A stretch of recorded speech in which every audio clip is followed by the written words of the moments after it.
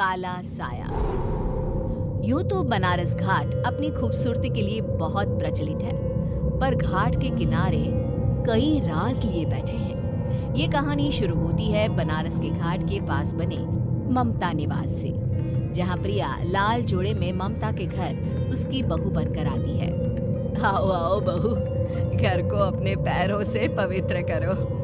ममता घर की दहलीज पार कर ही रही होती है कि अचानक एक बहुत गंदी सी बास पूरे घर में फैल जाती है।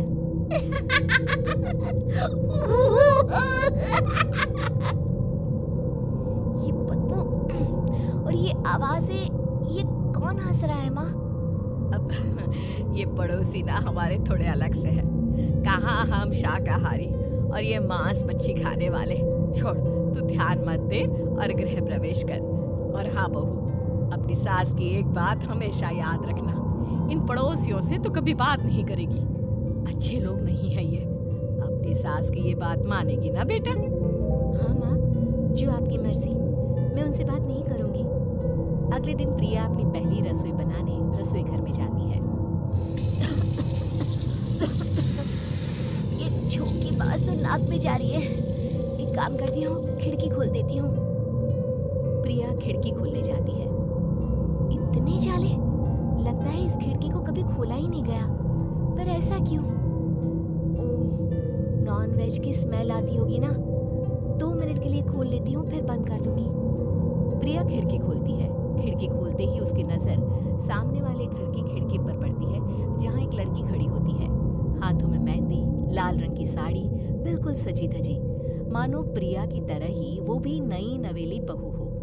वो प्रिया को देखकर मुस्कुराती है। हे भगवान, माँ ने तो इनसे बात करने को मना किया था। प्रिया फौरन ही खिड़की बंद कर देती है और तवे पर चढ़े रोटी की ओर देखने लगती है, पर वहाँ रोटी न होकर मछली पड़ी होती है। ये क्या? पहली ही रसोई में इतनी बड़ी गलती। हे भगवान, अब मैं क्या करूं? प्रिया बहुत डर जाती है और फौरन रसोई की सफाई करने और फिर सभी के लिए खाना बनाने लग जाती है। जब वो सबको खाना परोसती है, सब तो ठीक है, मैं बेकार में चिंता कर रही थी।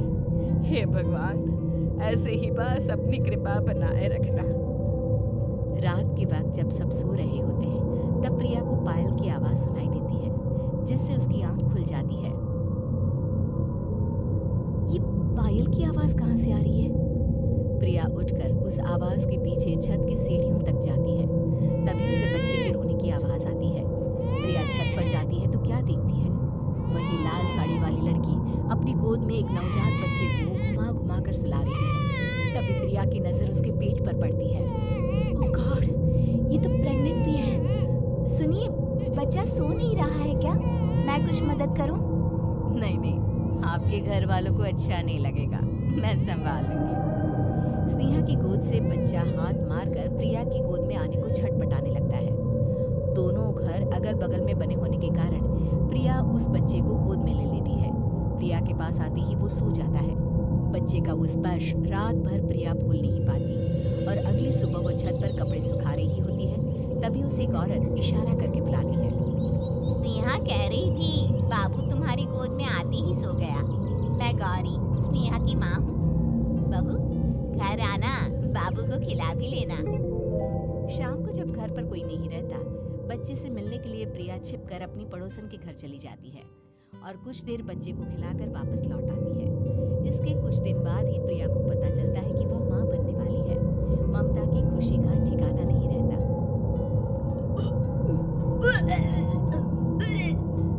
माँ जी, पता नहीं क्यों उल्टी आ रही है।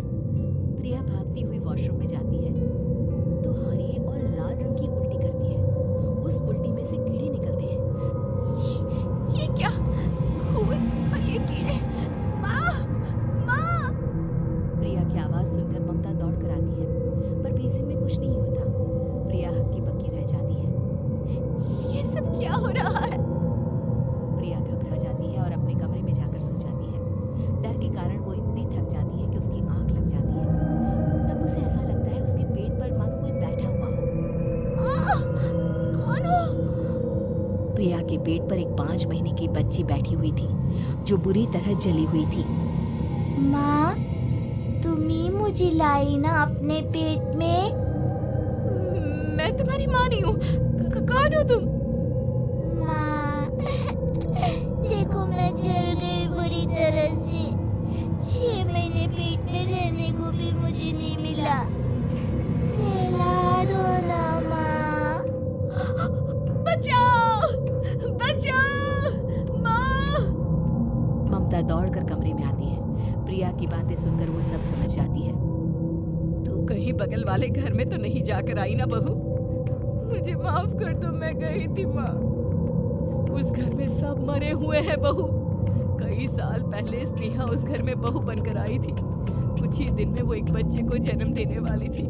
पूरा घर बच्चे के आने की खुशी में खोया था कि एक दिन अचानक उस घर में आग लग गई। सब बुरी तरह जलकर मर गए। गौरी आज भी दादी बनने का इंतजार कर रही है और इसीलिए स्नेहा ने अपना अजन्मा बच्चा तुम्हारी कोख में डाल दिया। ममता ये कह रही होती है कि पीछे से उसके पैरों को एक बच्चा पकड़ लेता है। दादी, दादी। माँ, स्नेहा की गोद में यही बच्चा था। ये बच्चा कौन है फिर? तेरी मौत है। तेरी भी दादी। जिसका ममता को डर था वही हो गया। ममता निवास के ऊपर मौत ने चादर बिछा दी थी। प्रिया का पेट ऐसे ही बढ़ जाता है मानो 9 महीने का हो। 2 हाथ उसके पेट से बाहर निकलते हैं। बहू, संतोष को फोन कर, किसी पंडित जी को बुला बहू। प्रिया का पति भागता हुआ घर आता है। ये तो होना ही था माँ। तेरा बाप तेरे सामने आ गया तो तू सह नहीं पा रही है। स्नेहा घर में आग लगी नहीं थी, माँ ने लगाई थी प्रॉपर्टी की लालच में। और वो बच्चा मेरी पहली पत्नी का बच्चा है, मेरा बेटा, जो कि उस आग की चपेट का शिकार हो गया था।